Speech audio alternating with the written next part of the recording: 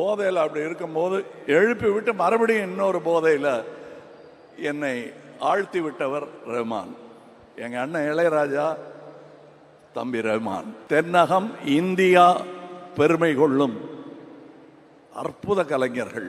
அவர்கள் ஆயுசு எண்ண முடியாதது. அதை எண்ணி பெருமிதம் கொள்கிறேன் நான். மணி சார், என்ன மணி சார் சிரிக்கிறார் பாரு.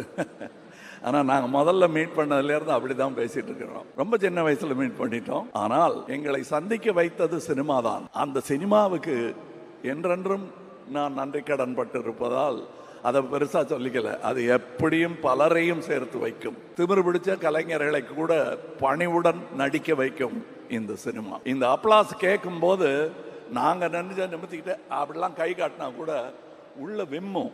பதிலுக்கு விசில் அடிச்சா நல்லா இருக்காதுங்கிறதுனால தான் நாங்கள் அடிக்கிறது இல்லை. இல்லைன்னா உங்களை பார்க்கும் குதூகலம் எங்களுக்கும் தொற்றிக்கொள்ளும்.